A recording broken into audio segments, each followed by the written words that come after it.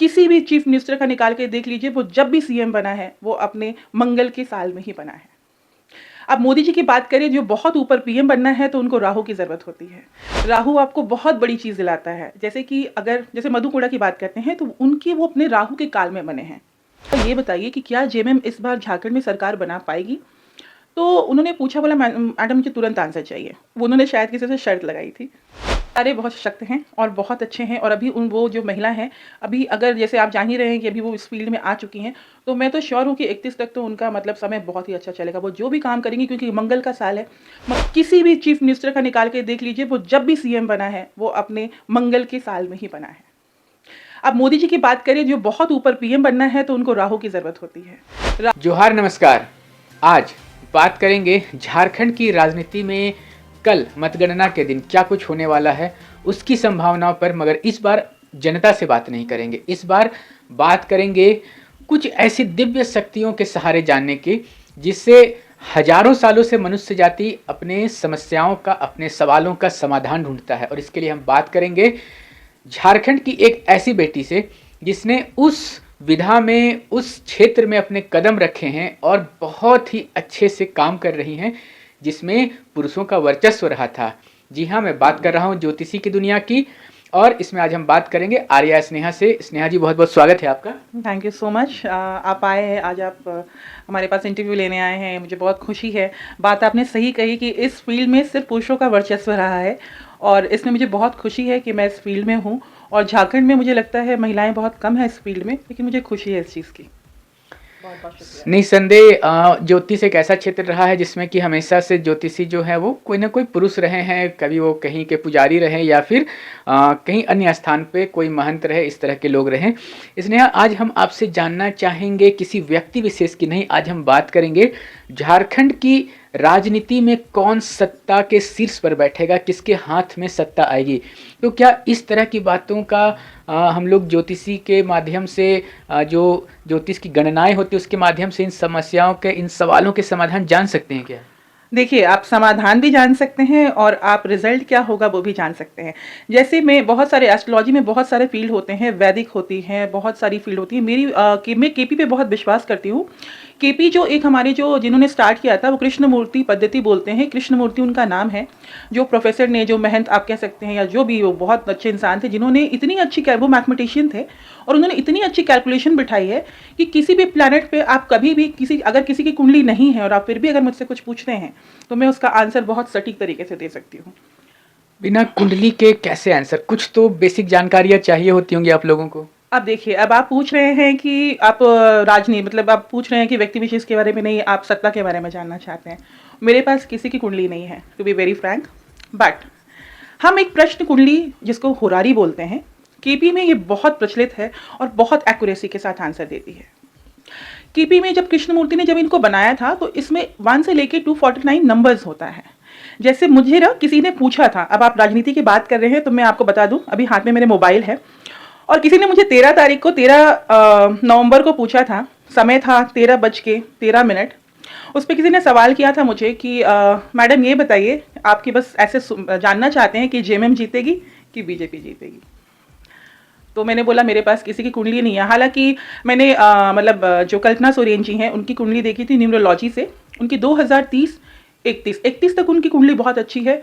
मतलब राजनेता में, मतलब जो भी वो पॉलिटिशियन में, पॉलिटिक्स में अगर भाग लेंगी वो बहुत सशक्त रहेंगी, क्योंकि उनका अभी मंगल का, न्यूमरोलॉजी के अकॉर्डिंग से मंगल का ईयर चल रहा है, और 30 के बाद फिर 31 तक उनका सूर्य का समय चलेगा।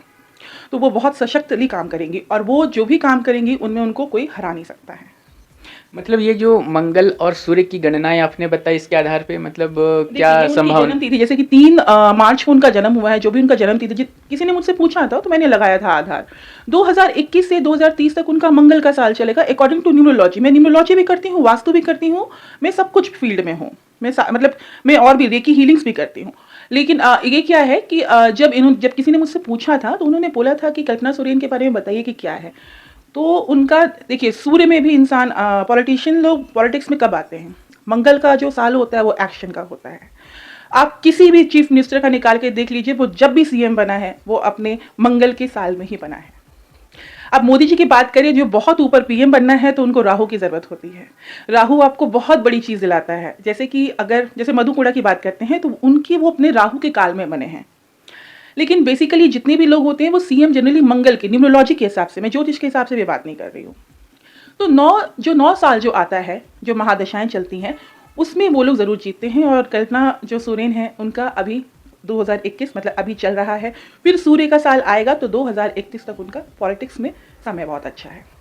यानी कि जो राजनीति की दुनिया में लोग संभावनाएं का कयास लगा रहे हैं कि हो सकता है आने वाले समय में कल्पना सोरेन को हम लोग मुख्यमंत्री के तौर पर देखें, तो क्या ये जो आप न्यूमरोलॉजी की बात कह रही हैं, जो ज्योतिष की गणनाओं की बात कर रही हैं, तो क्या इन सब बातों से उनको सपोर्ट मिल रहा है? क्या ऐसी संभावना हो सकती है? उनके सितारे बहुत सशक्त हैं और बहुत अच्छे हैं। और अभी वो जो महिला हैं, अभी अगर जैसे आप जान ही रहे हैं कि अभी वो इस फील्ड में आ चुकी हैं, तो मैं तो श्योर हूँ कि 31 तक तो उनका मतलब समय बहुत ही अच्छा चलेगा। वो जो भी काम करेंगी, क्योंकि मंगल का साल है, मंगल उनके महादशा में है और अगला साल मंगल आने वाला है 2025। तो मंगल में हम एक्शन करते हैं, और मंगल में क्या होता है, जब हम एक्शन करते हैं तो उसमें जो भी इंसान को जो चीज़ चाहिए वो चीज़ उसको ज़रूर मिलती है। अब 2025 खुद मंगल का साल आ रहा है, तो इसमें तो उनको कुछ अच्छा मिलना एकदम संभावित है। दूसरी बात है कि जब हम जैसे मैंने कहा राहु, जब आप प्राइम मिनिस्टर की बात करेंगे तो वो अपने राहु काल में, जब उनका मार्स का जब चला था, मंगल चल रहा था, तो वो सीएम बने थे, ठीक है। लेकिन जब उनका राहु चल रहा है तो वो पीएम बने हैं। तो राहु सबसे बड़ी विजय दिलाता है। राहु इतनी बड़ी चीज़ है कि देखिए, पैसे के लिए हम कहते हैं कि शनि बहुत पैसा देता है तो अथाह देता है, लेकिन राहु राहु अथाह से भी ज़्यादा देता है। आप समझिए कि करोड़ों की संपत्ति, अरबों की संपत्ति बिना राहु के नहीं मिल सकती। जैसे किसी आम इंसान के अगर जो कुंडली में जो ये जो गणनाओं का जो ये स्थान होता है, उसमें अगर राहु का अगर आ जाता है स्थिति, तो क्या वो आम इंसान एक लंबी छलांग लगा करके इस तरह से सत्ता के शीर्ष पे या कुछ ऐसा ही कुछ बहुत ही बड़ा उपलब्धि हासिल कर जाता है? बिल्कुल, मैंने आपने बोला कि मधु कोड़ा अपने जो जीवन काल में जब सीएम बने थे, तो राहु के वजह से ही बने थे।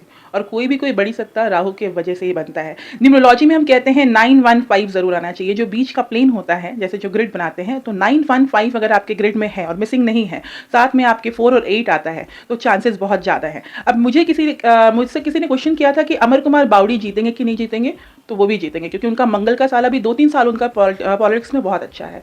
तो मुझसे किसी ने पूछा था, तो मैंने उनको आंसर किया था, क्योंकि अभी उनका भी मंगल का साल चल रहा है और फिर सूर्य का आएगा, तो उनके जीतने की संभावना भी काफ़ी ज़्यादा है। अब आते हैं जो जनता के मन में, जो दर्शक हमें देख रहे हैं, उनके मन में एक सवाल आ रहा होगा कि किसकी सरकार बनने वाली है? हेमंत सोरेन की सरकार बनने वाली है या टीम बीजेपी की? क्योंकि वहाँ पे तो चेहरा क्लियर नहीं कि किसे मुख्यमंत्री बनाएंगे। यहाँ पर चेहरा स्पष्ट है कि अगर ये समीकरण, ये गठबंधन जीतता है, महागठबंधन इंडिया अलायंस, तो हेमंत सोरेन को मुख्यमंत्री बनाया जाएगा। तो क्या हेमंत सोरेन का, जैसे कि आपने उनकी जन्मतिथि वगैरह देखी होंगी, तो सत्ता पे वापस पहुँचने का बन रहा है संयोग? देखिए, जन्मतिथि तो नहीं देखी है मैंने, होरारी लगाई है। जो मैंने आपको बताया कि कृष्णमूर्ति पद्धति से हम होरारी लगाते हैं। मैंने 13 तारीख को होरारी लगाई थी 1:13 पे। और मैंने ये, मुझसे किसी ने पूछा था कि मैडम ज़रा ये बताइए कि क्या जेएमएम इस बार झारखंड में सरकार बना पाएगी? तो उन्होंने पूछा, बोला मैडम मुझे तुरंत आंसर चाहिए। वो उन्होंने शायद किसी से शर्त लगाई थी, तो मैंने बोला अच्छा ठीक है, मैं आपको बताती हूँ। तो जब मैंने देखा, तो हम जीतने के लिए किसी भी चीज़ को हम अपने छठे घर से देखते हैं। तो जब मैंने छठा घर देखा, तो इनका उस दिन भी एक्चुअली बहुत अच्छा था। उस दिन बुधवार का दिन था, और उस दिन आता है ऐसे कि देखिए, सब पहले पड़ाव में जो हैं, हेमंत सोरेन का जो जेएमएम सरकार है, वो पहले से ये में दिखा रहा है कि दोनों के बराबर होगी। जब भी पोल लाइन्स खुलेंगी, एग्जिट पोल पे आप देख रहे होंगे कि अभी जिसकी भी सरकार चल रही हो, लेकिन उसको क्या होगा कि पहले लगेगा कि जेएमएम जीतेगी, लेकिन जेएमएम के अचानक कुछ ऐसा होगा कि जेएमएम के सीट्स, मतलब जेएमएम के जो वोट्स हैं वो कम हो जाएंगे और ओपोनेंट के वोट ज़्यादा हो जाएंगे। फिर हम इसको नक्षत्रा लेवल पे देखते हैं। एक्चुअली इसमें हम नक्षत्र भी देखते हैं। तो जब हम नक्षत्रा देखते हैं, तो उसमें हम देख रहे हैं कि उसमें इनके भाग्य अच्छे रहेंगे, इनको फिर से ये दिखेंगे कि ये थोड़ा आगे जा रहे हैं।